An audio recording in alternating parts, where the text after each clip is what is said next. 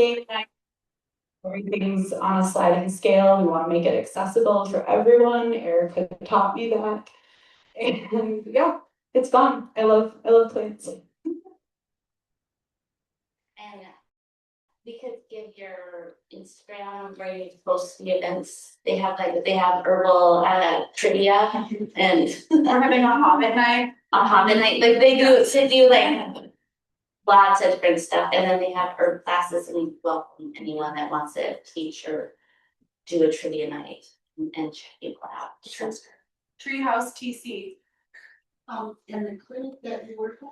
So I'm a clinical herbalist, so I don't work at a clinic. I have an office in my home in White Bear Lake. Okay. Yeah, and it's just me and my apothecary. It's me and my apothecary. Sharing medicine with everyone. So I was thinking about it yesterday, and I was like, damn, Aubrey, you have one business card left. So unfortunately, I wish I had those to pass out. It's been at least kind of great and connect to remember that. But I also operate off of Instagram. I don't have a website. I usually use Instagram. And that's just Soul, SOL, Herbal Healing. And I'd be happy to, yeah, we'll get it up. You'll find it. We'll do that. Yeah. All right, so what we're going to start with is an exercise, and as advertised, it's a grounding exercise. And I use this with students, and actually the weight of this grounding exercise, and I've mixed them all together instead of giving you, just to make it easier for us, and it's tasting foods. And when everything was happening in February, and I had to teach labs to people after they were at protests or memorials or helping people out. Like, I was like, how the heck am I going to teach a lab? What am I going to do? And I've always had students taste things and feel things in their body, and I found that this was something that I had to do. It was a longer exercise. I'm trying to do a smaller one because we have two other presenters. But it was an exercise, and then I thought about it a lot afterwards, like how the tasting exercise, and of course I have 15 things, we have 5 or whatever, but and like how that brought people back into their bodies. And it's different than like meditation and trying to calm down your mind, that if you can actually pay attention to how a food responds in your body, and then we can talk about it, and then I can tell you what just happened to you, because I know what's going to happen to me with these. And then everyone can agree, and that's great. So but there's something about it. I'm gonna leave it at that, and then I'm gonna talk more about it, because there is something to meditation and trying to control your mind and like quiet your mind in some ways, but there's also our tasting sense is our earth element, and it's our grounding point, and it can ground us just to taste something. So we're gonna try it out. I'm gonna try it out. So we have these little cups that you can pass, or we can pass it around. Like we can pass, and we're starting with pear. And so, and then like our topic, you are beautiful. Keep going. That's our topic, and then we're moving on. Okay. And there's us. Okay, and then next slide. So we're starting with pear. I would say more about you are beautiful and keep going, but you all know that.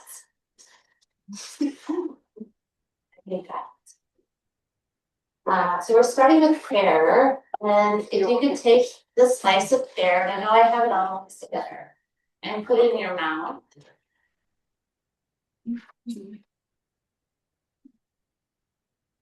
And you have 5 tastes. And this is how people understand how herbs work. Okay, so we understand how herbs work through organoleptics, which is the taste in your mouth. And we know what they're going to do. So there are 1, 2, 3, 4, 5, 6. That's 6. Astringent isn't really it. You have 5 tastes and then there's no stringency, which is wrong. So we have 6 things. And so thinking about what that pear tastes like.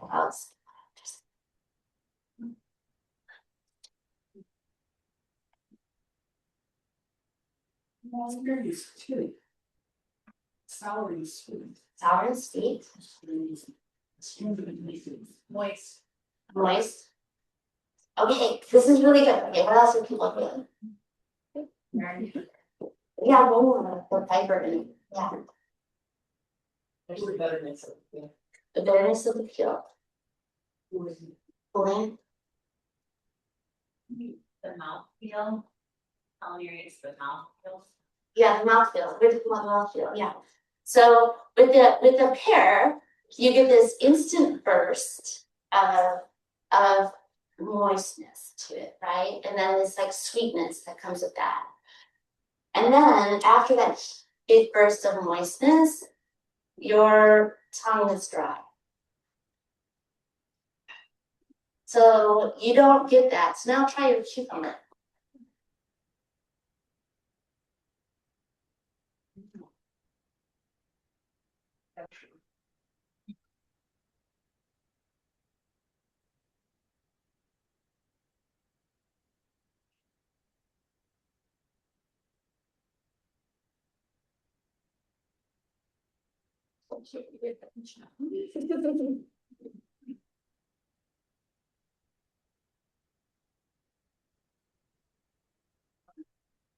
Here's the sour. You got the bitter end. You got the bitter end. Oh, there's a little bit of lemon on it. Sorry, I couldn't like separate them. Yeah. Moist. Moist. Good. Yeah. A little bit of salty. A little bit of salty. Yeah. Crunchy. Crunch. And you'll notice the difference in the cucumber from the pear that your mouth stays moist. That doesn't dry up after that initial burst, that the moistness stays there. It's a very lasting kind of permanent type of moistness. And so the other one gives you like a little burst of moistness, and then the cucumber has the moistness stay there. What was our okay, next one. So now do the lemon, which you might have gotten some flavor because it was next to your next. I know if you did it small, I know you don't want to do it. I know, think puffer. Look,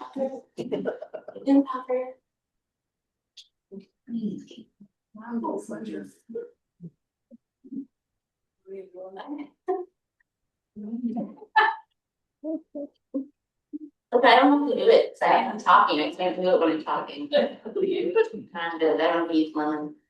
Like the sour. A little sweet. A little acidic. And then notice that the pear put a burst of moistness on your mouth, and the cucumber had a lasting kind of coating of moistness, and now the lemon actually produced moisture from your saliva glands and watered you again. Okay, and so it actually stimulated your own moisture.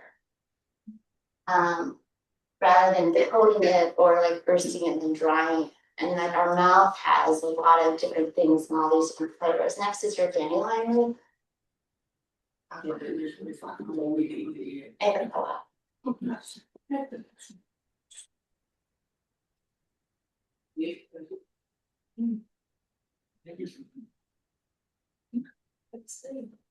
Spring.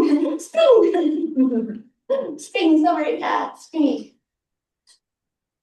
Dandelion leaf, what are we getting? Bitter.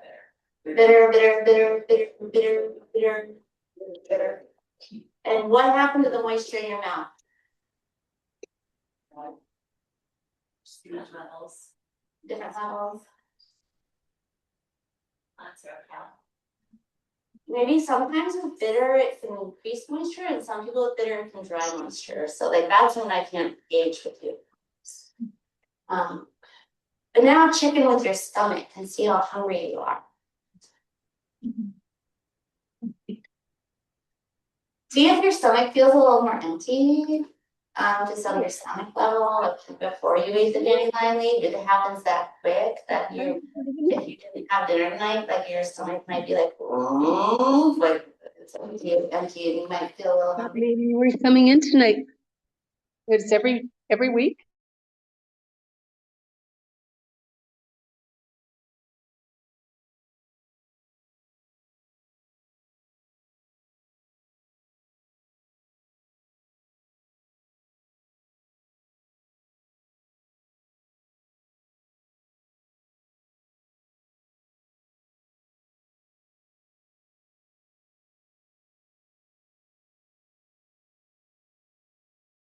And spicy,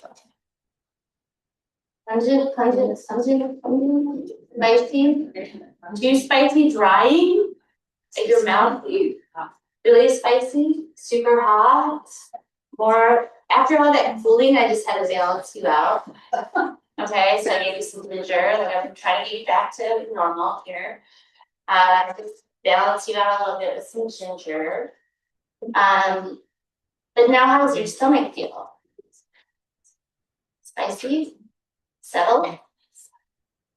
After the dandelion leaf, after all the other experiences, your stomach feels like okay, and just like, oh, we're good. And now I'm handing out some anesthetic tea that was grown in the gardens at the school. And I do have to say something, but this anesthetic tea is a shout out to Emily. And Emily's talk in October, right? October meeting. And anesthetic was so abundant this year, and it just really feels like the herb of the year to me. There's another one too that I think Kelsey will talk about, but they really felt like the herb of the year, like whereas people were at in like the grounding place. So if the ginger is too hot, I thought I would help out. So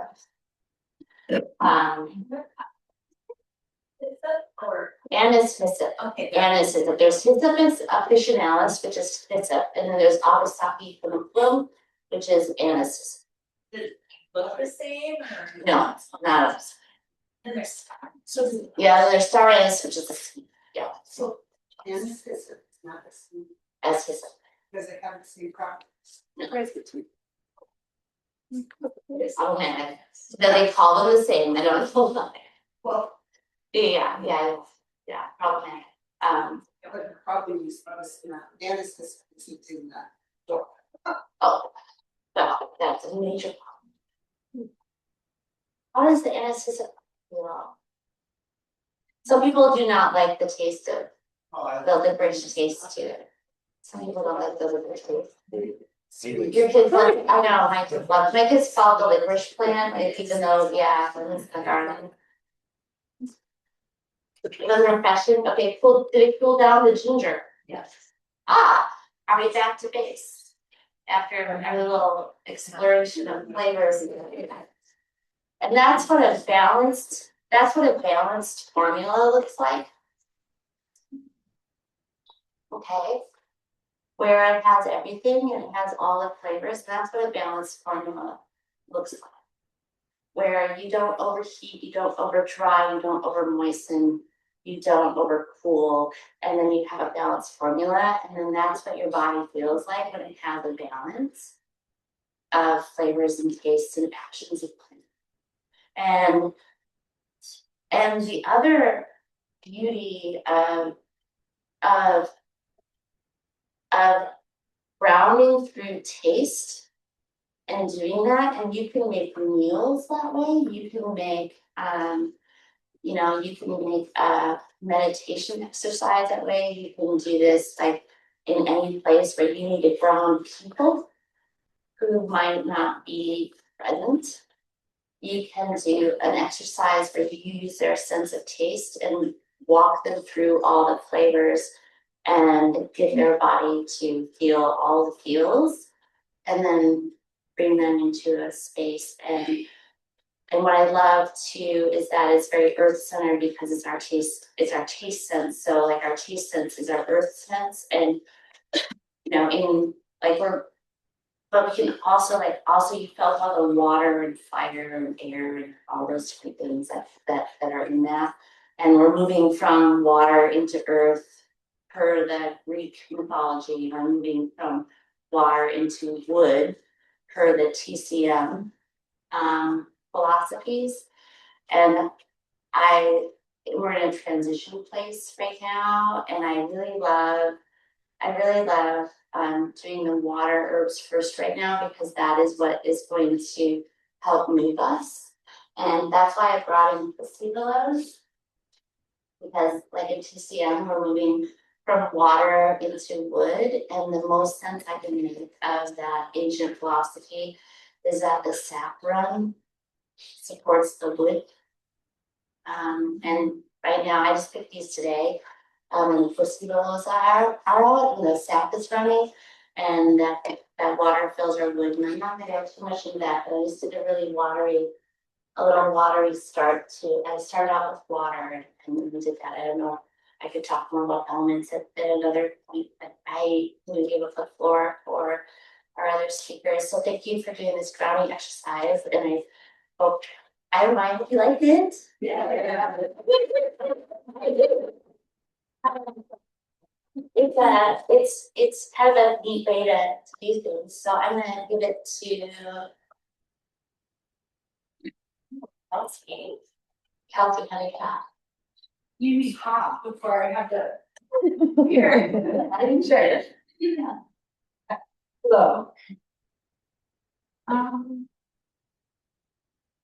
Yes, they should be right on here. I'll just do this. Okay. Hi. It is an honor to get to share the stage today with Erica and Aubrey. Aubrey is one of the most inspiring and capable young women I know. I'm constantly learning from her friendship, her self-awareness, her boundaries, and her incredible ability to grow. Aubrey, your empowerment empowers me. And Erica is not only my mentor, my friend, my fairy god sister, she's also kind of my hero. You are. And yeah, just knowing that you believe in me, and I know you believe in all of your students, you've taught us so well, but knowing that you believe in me enough to invite me here today is like so healing to my inner child. The little girl that was obsessed with juniper berries. Yeah, it almost makes me feel like an adult, so thank you. It's really empowering. And that's kind of what I'm here to talk about today. Most of you probably don't know who I am. I just graduated in 2025, just a girl that likes plants. And many of you I've been quietly absorbing for years. You've paved the way for new herbalists. But here I am, standing up here with something really important to tell you. You are beautiful. Keep going. When Erica first shared the title of this presentation with me, I cried. Things have been really hard. Almost everyone I know is living in a state of fear, of reactiveness, of survival. Many of us are running on pure adrenaline, bracing for impact, waiting for the next headline, the next policy, the next emergency. It feels hard to have hope, hard to imagine a brighter future, hard to access our joy. With everything going on in the world right now, in America, in Minneapolis, herbalism can feel like a trivial pursuit. At least that's how I felt at first. My tea blends couldn't prevent families from being torn apart. My tinctures can't change policies. In fact, some people think they should be illegal. Dangerous placebos.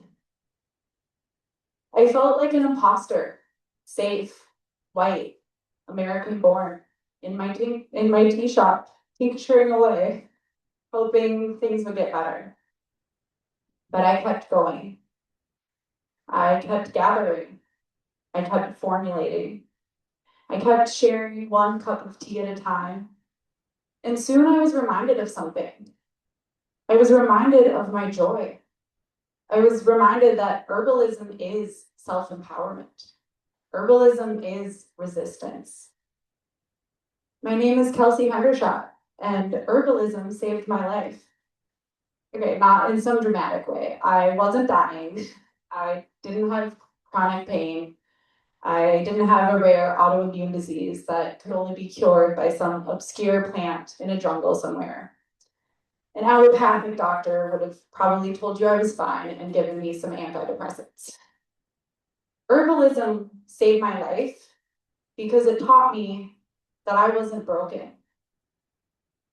10 years ago, I was a homeless addict, completely disconnected from myself, from my body, from my purpose, from my joy. I had no trust in myself, and I felt completely helpless. I lived in survival mode. My nervous system was constantly activated.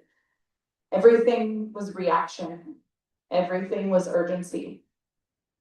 And when you live like that long enough, you start to believe that you're broken. You start to believe you're defective. But I was not broken. I was dysregulated. I was traumatized. I was disconnected. Eventually, I got sober amongst the trees, literally. I isolated myself in nature until the cravings passed.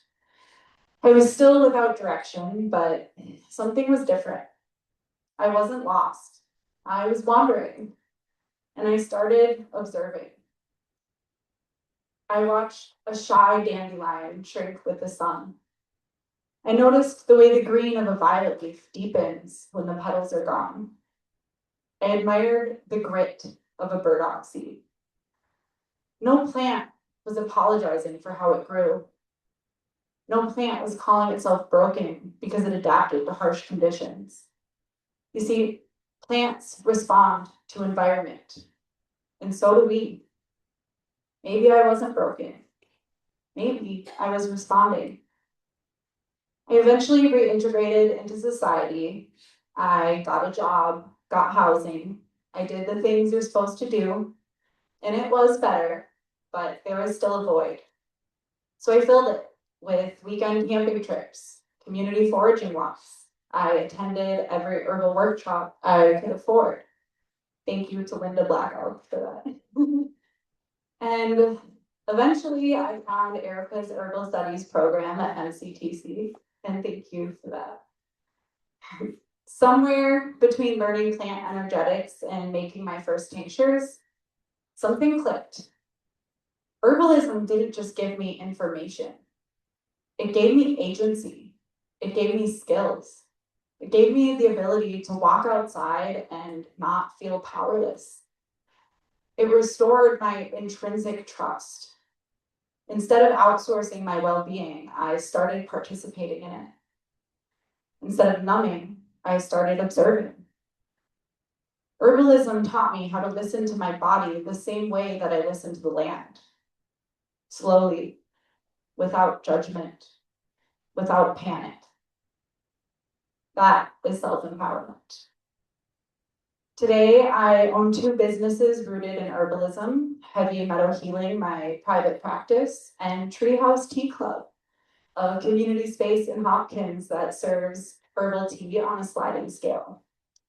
All of our blends are made in-house using mostly foraged or locally grown herbs. We host plant shops, or plant walks and workshops, writing groups and book clubs, karaoke and trivia nights. It's really just a community of people who want to connect and feel safe, and Treehouse provides the foundation for that. We're also starting a community gardening project where we provide seeds and guidance for people to grow herbs and hopefully turn their lawns into medicinal tea gardens.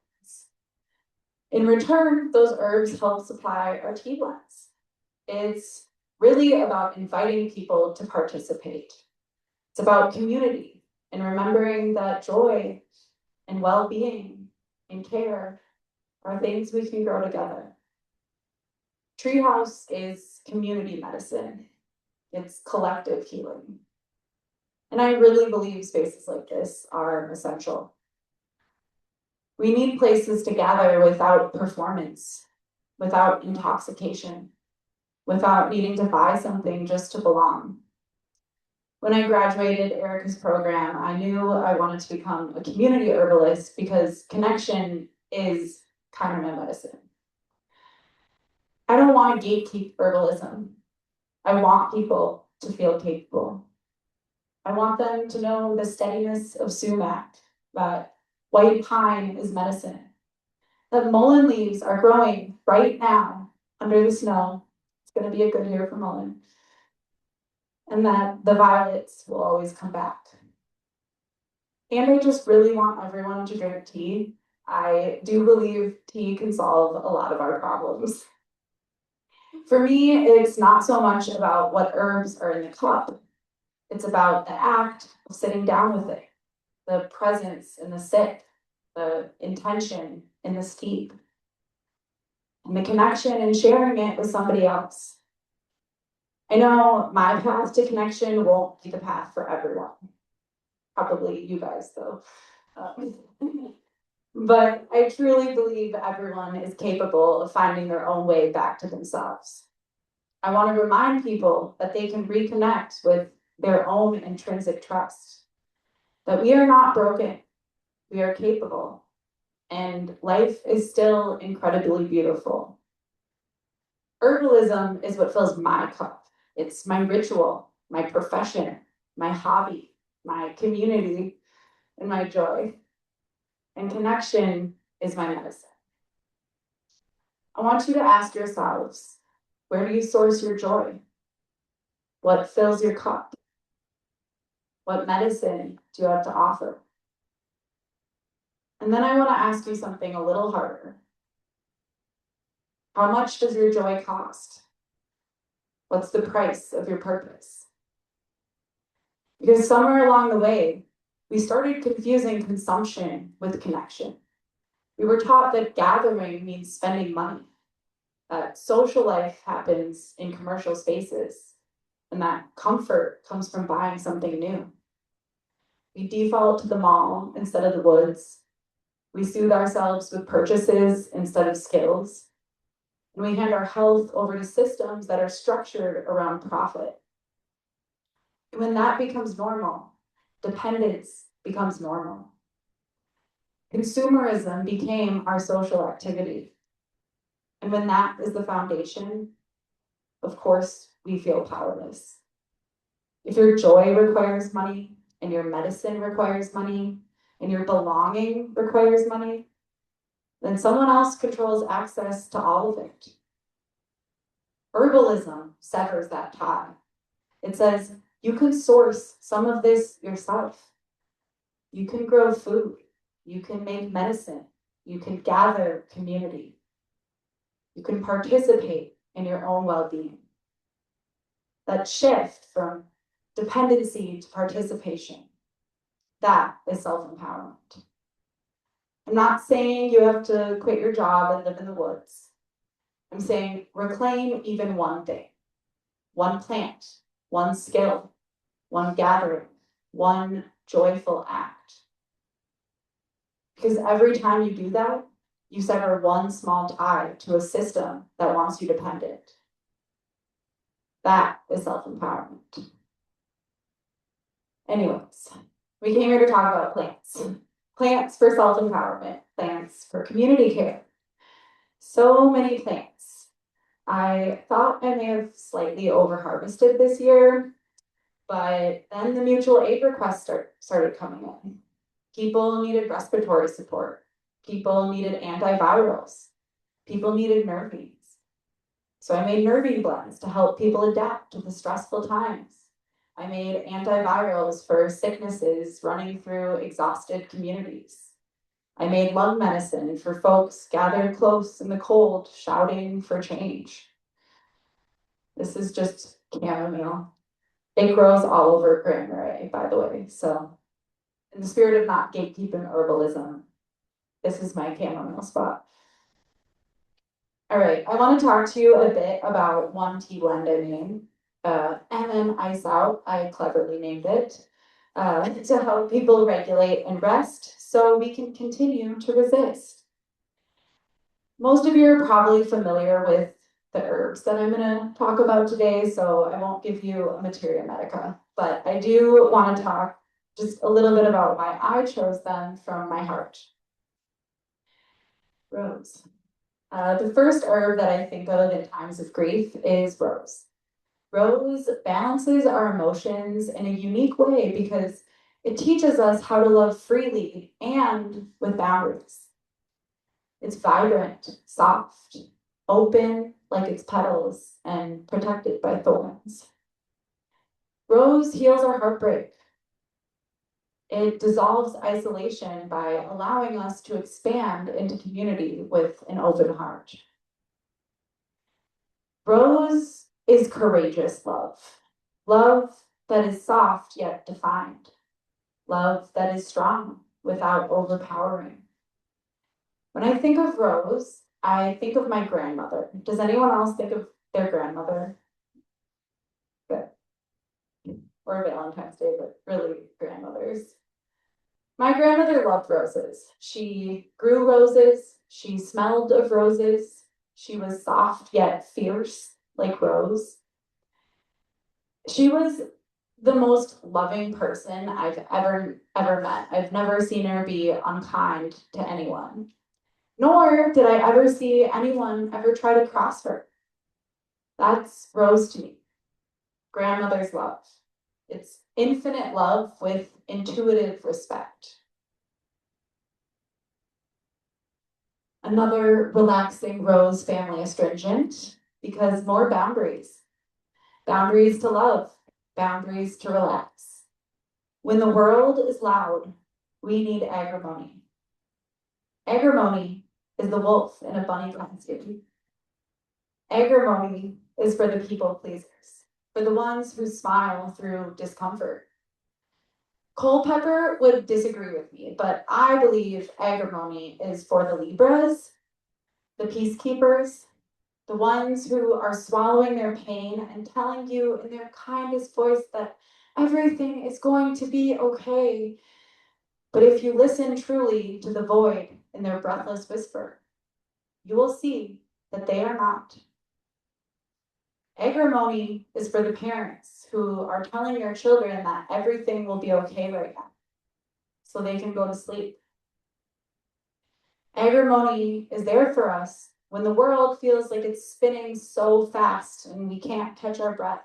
So we keep spinning with it, trying our best to take care of everyone and everything.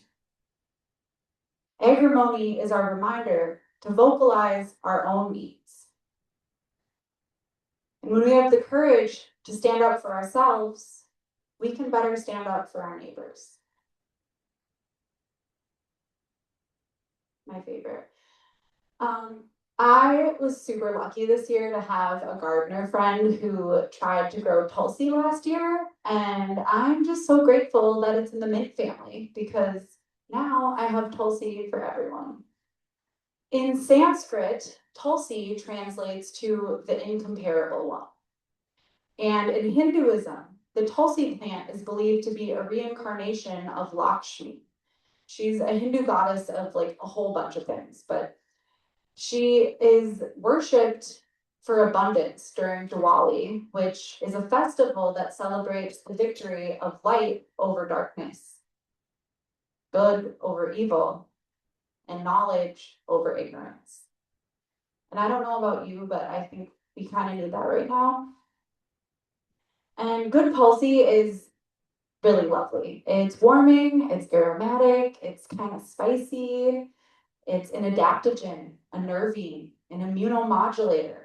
It's antimicrobial, anti-inflammatory, and uplifting. It's also a respiratory tonic. It kind of hits all the needs that I had been getting requests for. And it's amazing because you can drink it every day and it tastes so good. I just had some. Tulsi is my choice herb for self-empowerment. She's steady. Her mind is clear. Her body is relaxed yet strong. She's settled yet alert. Kelsey knows how to adapt. She doesn't react, she responds. She brings light while acknowledging the darkness. In times like these, Kelsey reminds me of the shared song or the sacred dance, the candle of hope at a vigil. Kelsey is resilience. We need more than relaxation and resilience, though. We need to rebuild. That's where oat straw comes into play. I have this fantasy of planting oat straw along every boulevard in Minneapolis. Can you imagine how beautiful that would look? And we all just go out and gather milky oat tops together and be like a little revolution. Oat straw boulevard revolution. Oat straw is for slow rebuilding, for burnout, for long-term depletion. It's nourishing, moistening, strengthening. My friend Matt reminds me of oat straw. It helps me sometimes to associate plants with people I know. Matt is gentle and encouraging. He has this effect on people where he just makes them feel like really safe and capable and sometimes a little sleepy. But oat straw doesn't sedate, it restores. It's like a nice nap. Matt is one of those people who has a really big bucket. He can carry a lot, but it doesn't mean his bucket isn't heavy. That's who oat straw is for. The people who carry a lot, day after day. The ones who have endured so much, and the ones who will continue to carry the load. I heard this quote about how right now in this resistance, we don't need adrenaline, we need endurance. And oat straw gives us that. I love adding a little orange peel to my formulas. It brightens the mood. It moves stagnancy. It brings warmth and light to a formula. It's also a winter medicine. Like, we don't have it here, but it's a bounty in the winter and warmer places. So it's kind of like a gift to us. So thank you, Florida. It's sunshine. Orange is sunshine. When you're in the tea business, you simply need things to taste good. Orange goes really well with mints. Even chocolate companies are acknowledging this. I particularly like it with Tulsi and Rose. Orange tastes familiar to people. And there's a certain comfort found in familiarity. And we could use a little comfort right now. It's also really accessible for me. I eat a lot of oranges. It's sustainable. I can make an orange go a long way. And I just love that for myself. And I really want to get everyone to save their orange peels, because why not? Keep them out of the landfills. This one's cute. Okay, the last herb in this formula I think is really important for us right now. My friend Lex offered it to me, and I wouldn't have thought of it myself, but the more I worked with it and the more I learned from it, the more confident I am that we need catnip. I just want to say one thing before catnip. Something about my friend Lex. Last year, Lex was talking about false Solomon seal, because there were times where they wanted to be invisible. So they would carry a little piece of the root in their pocket. And I think that's also a really helpful herb for us right now, for the people that aren't safe to leave their homes. But for those of us that have the privilege of being seen, we need catnip. Catnip is the herb to help us stand up to bullies, especially when we're scared. Catnip is for the shy children, the butterflies, the social inhibition, the peer pressure. Catnip is for the anxiety that lives in the belly and the tightness that rises to the chest. It's aromatic, bitter, cooling, a relaxing nervine, and a digestive stimulant. It helps us digest what feels indigestible. And here's why that matters. Fear often starts in the stomach, and bullies know that. Catnip calms the gut brain. It settles the internal flutter. It clears that pit in your stomach. And when the belly steadies, the heart can speak. It teaches us that courage doesn't come from hardening. It comes from settling. It doesn't make you aggressive. It makes you regulated. And regulated people are harder to bully. I know there will be more bullies, but I'm very confident there will be even more kept. But not yet. Spring is still weeks away. And I kept getting requests. My apothecary was becoming depleted. I had communities requesting remedies, a tea business to run, and mutual aid efforts expanding. When the Bodote prayer camp at Minneapolis developed, there was an urgent need for herbs to support stress, immunity, respiratory issues. Again, everything was becoming depleted. But I locked in. My intrinsic trust activated. I thought, we live in Minnesota, the day after a blizzard. There's still medicine here. I don't need to tap into already depleted resources. I don't need to order something from across the world. I need to get creative. I need to call upon the abundance that is already here. So naturally, I went outside.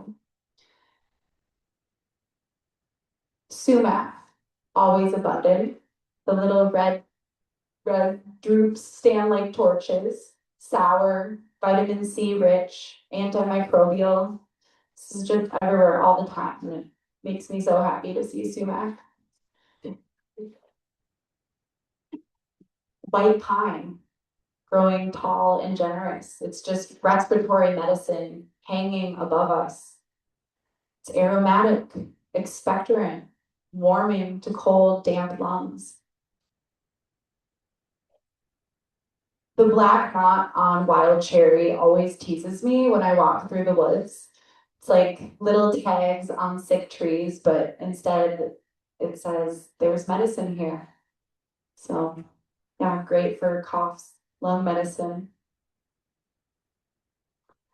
Last year's Monarda still smells like an Italian kitchen when you pinch the dried buds. Even in decay, volatile oils intact, still antimicrobial, still medicine. Just use what you have too. So yeah, I created this recipe and then wild winter cough syrup. Use lots of honey because it didn't taste great. Also add whatever else you have in your apothecary. These were just some of the things that I noticed. So yeah, I created this little recipe, not from imported herbs, not from scarcity, from Minnesota abundance in the winter. Self-empowerment isn't having an overflowing apothecary. It's knowing how to rebuild one. There is still medicine here. There is still abundance here. Even after a blizzard, even in hard times, even when we feel depleted. We don't need to collapse into scarcity. We need to widen our lens so we can see abundance again. That is self-empowerment. That is resistance. We are not broken. Just like plants, we're adaptive, we're cyclical, we're resilient. We are beautiful. Keep going.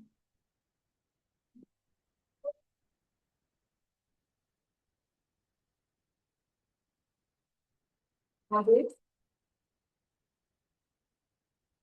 Would you like a 2-minute stretch break or get up and move your body?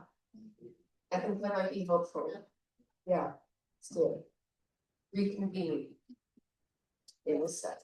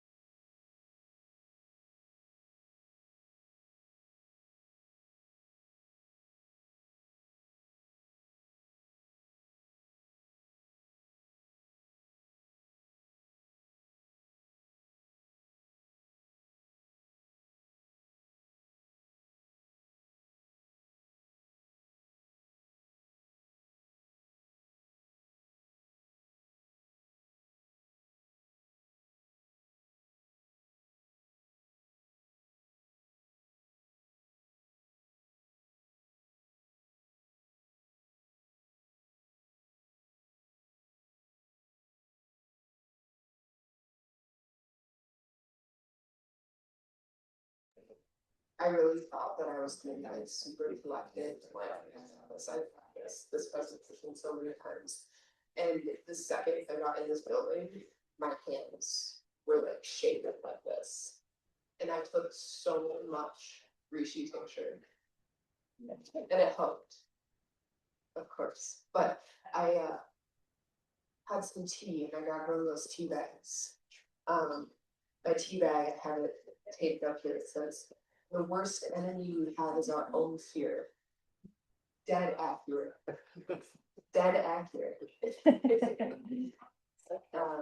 But yes, again, my name is Aubrey. Former student of Erica's.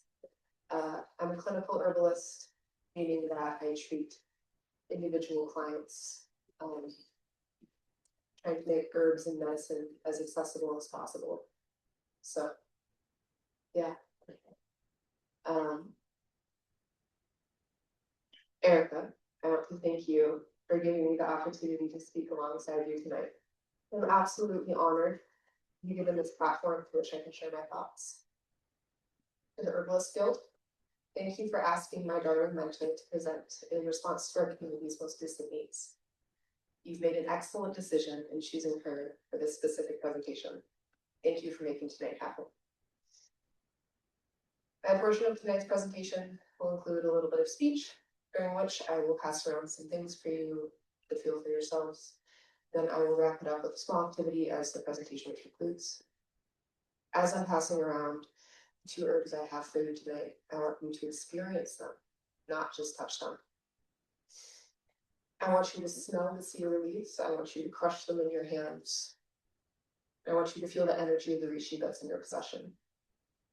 Take a little bit of the cedar if you feel called to.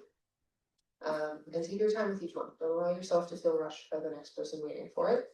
This is your time to experience these plants, or herbs, because it's a mushroom. I'm going to start off with passing around a little jar of cedar leaves here. There you go.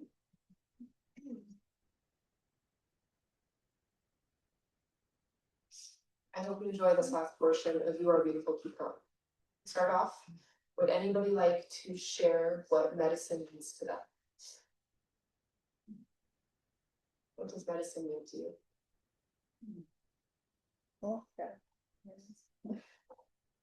So, I was just reading this morning or last night in the book that said medicine the word comes from Indo-Iranian root, which means thoughtful action to restore order.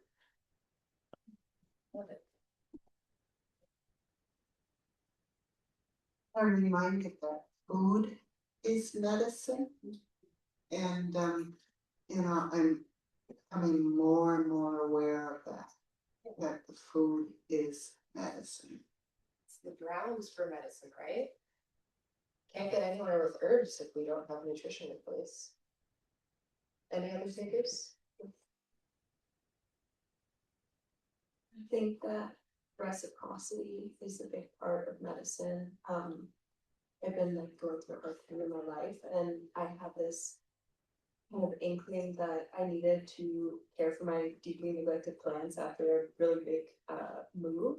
And when I thought, and I kept coming up with excuses like, oh, there's practical things that I need to do. But when I finally allowed myself to lean into that and care for my plants, it was as they thrived, my own body and my own mental health started thriving more. So I think when we help heal others, we also heal ourselves or take care of others. I think it's a blessing to be able to have relationships with other beings that are like you. It's not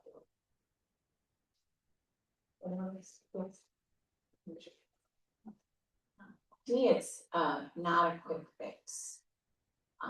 And it's preventative living, and I just love how it is not a quick fix, but it can be ongoing preventative health.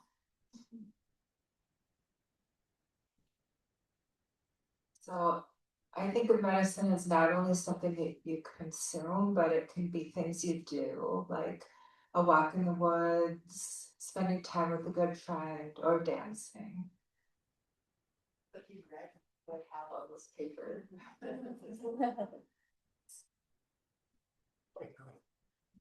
I talk right when you have cedar in my mouth. But just from the last talk, watching that cat roll in the cat, I decided maybe that's how we should go, but it's gonna be something you really have to enjoy. Like, I recommend you one passion.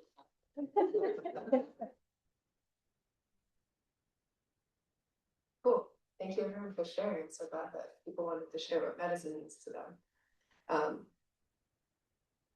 Medicine is anything, it can be a person, place, spirit, an object, idea, it can be a feeling, a ritual. Anything that provides care for someone.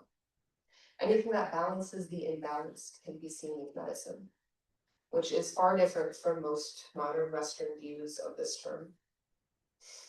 The real beauty of medicine is how versatile and expansive it is. There are so many definitions for the word. Medicine is anything you think it to be. I was given this time up here with the purpose of speaking about what I think our community needs in response to the last handful of months. The theme of "You Are Beautiful, Keep Going" is exactly why I centered my portion of this presentation around the topic of nourishing medicine. I proudly believe that beauty presents itself through diversity, and what is more diverse than individuals practicing their own medicine? And what does that medicine look like? In addition, what things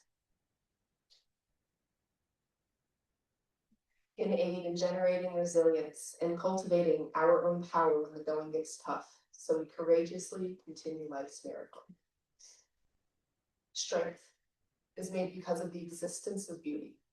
For flowering plants, new roots cannot be made without a bloom first. To give you more insight on the different forms medicine can take, let me give you a few examples. It can be an antibiotic cream you put on a cut, a tea blend your herbalist made you, a hearty and tasty lasagna for dinner, be visiting with your grandmother, getting restful sleep. It is the spirit, the attributes of the medicine that does the healing. The tastes and the intricate details of that lasagna are what makes it so delicious and satisfying. Without the specific mannerisms and smells, shared memories belonging to your grandmother, she wouldn't be the powerful medicine that comforts you and passes along her wisdom. Without a specific way of being, without the self, medicines hold no power. Studying medicine over the last 5 years has brought me circumstances I never could have imagined myself in. One of the biggest things I learned about myself through this exploration is that a lot of the medicine I need comes from giving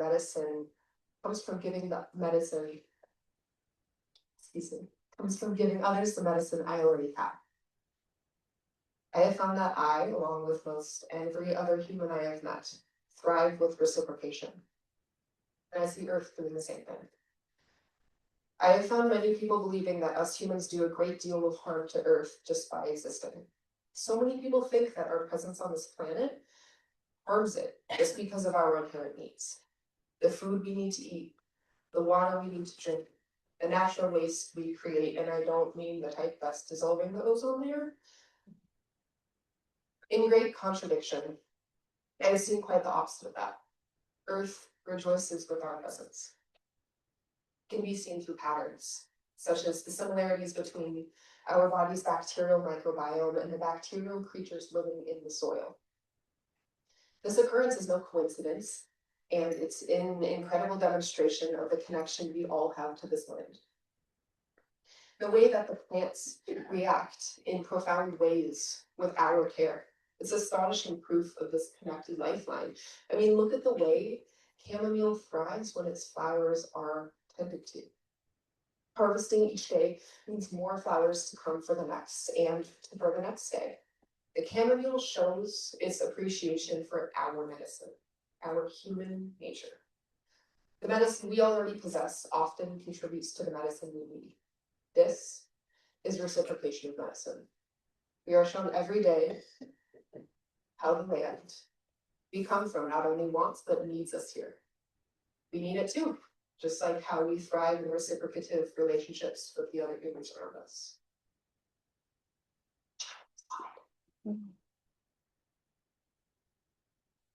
This is cedar bark. I asked my therapist while writing this, I asked her, how can I connect a whole audience of strangers, mostly strangers, with their own medicine? What can I say, being little old me, to make my words stick during a short amount of time? She gave me many trailheads to go off of, but the one that stuck out to me the most was the idea of finding yourself in community. It can be a difficult feat to find your place as an individual in a sometimes overwhelming crowd of people. I have seen over the past few months many people wanting to help our community, wanting to make things happen, to spark fires, so to speak. In opposition, I see constant degradation being shoved in our faces. These forces that have been depleting us so much, keeping us tired, reeling, and unable to provide these fires with the kindling they need to thrive, are unfortunately doing just what they were designed to do.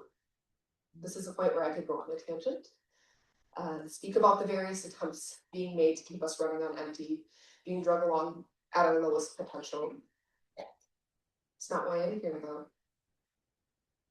I am not here to remind you of the negativity in this world. I am here to remind you of how you, as an individual, can combat this low vibrating energy of violence, hate, and coldness. I am here with the purpose of reminding you of not only resistance, but of love, of nourishment, of medicine, beauty, here to remind you of you. Think of the things that bring you joy. Perhaps it is waking up slowly in the morning, rolling around in bed until you get up to make a beautiful breakfast and then savoring every last bite of it. You could find joy in smiling back at the sun as it sets for the day, giving your loved ones a compassionate hug, getting a satisfying workout in. Maybe your joy is found in connecting with yourself through meditation. Maybe it's bonding with your neighbors through acts of service. Whatever brings you joy is your medicine. You, your likes, your preferences, your distastes, your entire attunement to the world. And diving into these things is your nourishment. The beauty of medicine is that in the end, it feeds back into itself. When we are made stronger by reflecting our energy back into the things that nourish us best, we are given the grounds to then go out and share our medicine with others.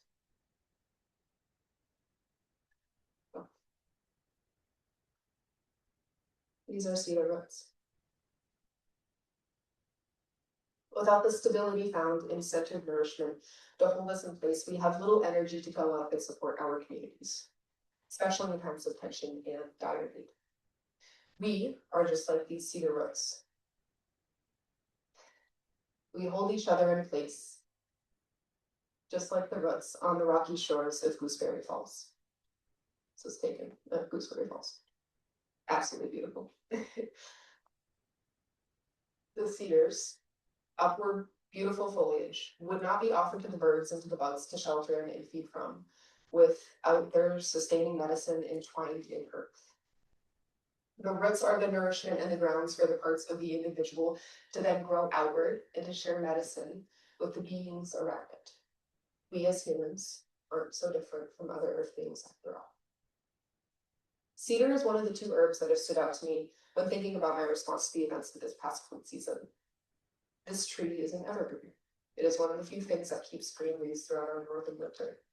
This inherent accessibility shows that its medicine is one that should be utilized throughout all months of the year, especially when the cold is present.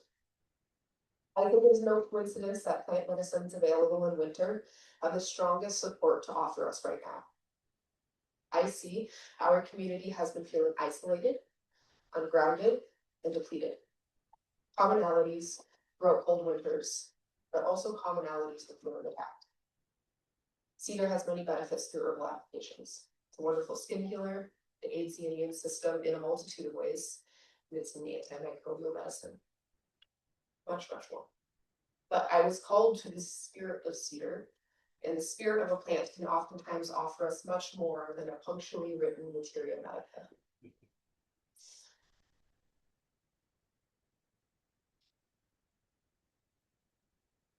As the book has so much to give us, all we have to do is ask.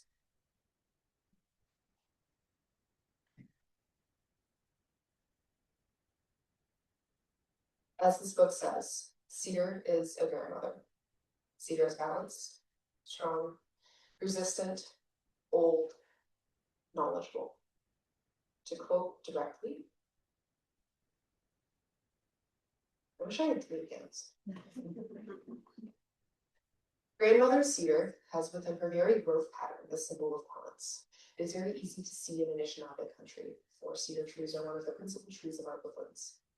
The upper shape of the cedar tree is a mirror image of the root structure. A cedar will grow up as it grows down. One can see this for oneself on those shorelines, where erosion has washed away the soil. One can see the shape of the cedar under the earth, how it reproduces in kind the exact shape of the cedar above the surface. If a cedar is 20 feet tall, it will also have 20-foot roots. The roots will be in the same position as the branches, a mirror image of them, in fact. Medeo Gema, Kiwe Denokwe's paternal crane clan grandfather, said that if a mother bird nested on one branch of a cedar, a mother rabbit would dig a nest for her children on the mirror image root too. A cedar tree goes up as it goes down. If one were a spirit and could see the above earth as well as the under the earth, one could see this too. Grandmother cedar has within her very growth the balance of creation, and she ties the 4 levels of our physical world to the 4 levels of the spirit world.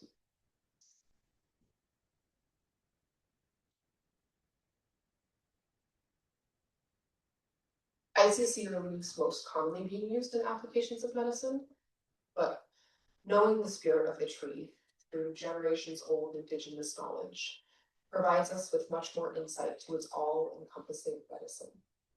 I trust in cedar to care for each and every one of us because of its inherent nurturing medicine. Let's get the keels pushing now. Sorry, the other way. This is Rishi.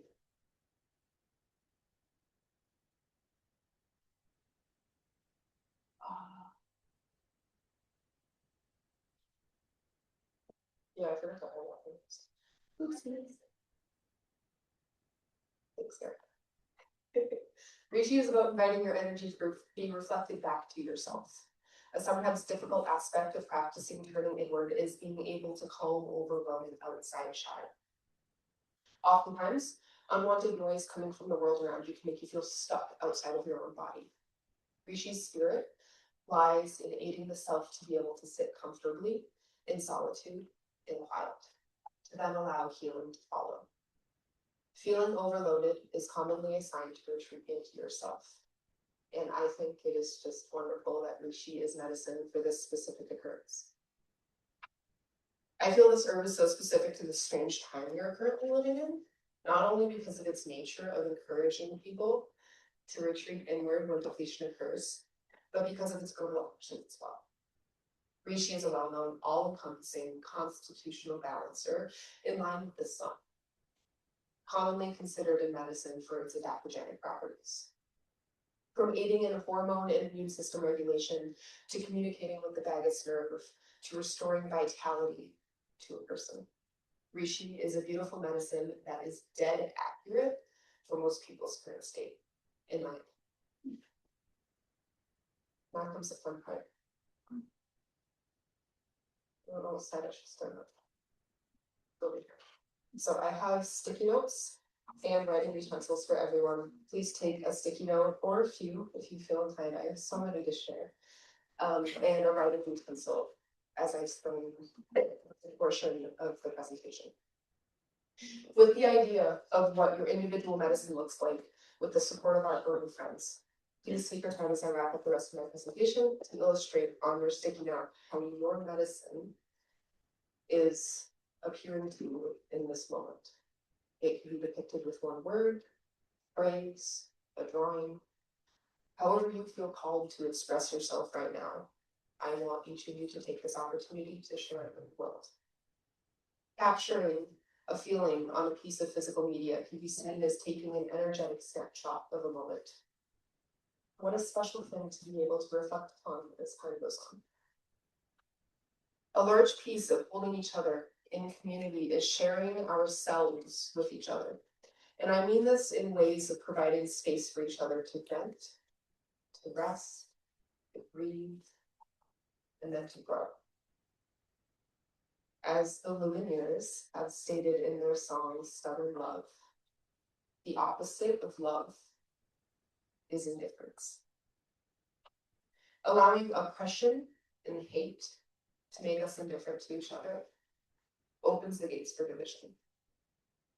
As I see it, us neighbors need brave, courageous connection. We want to be embraced when we falter. We need to be held when there is fear.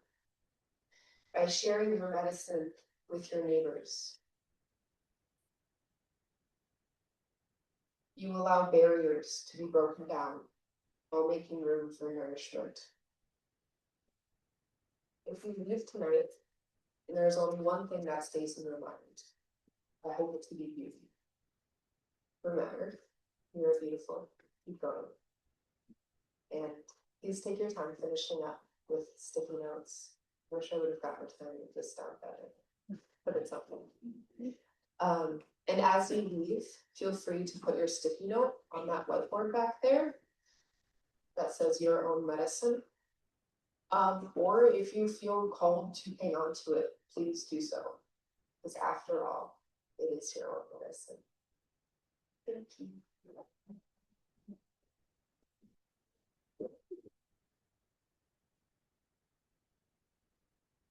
I don't know who wants to know. That was it. Yay. Have a good night, everyone. Thank you so much for coming. Yay. Can you repeat what does your medicine look like? Okay. Yes. What is coming to you in this moment? What does your medicine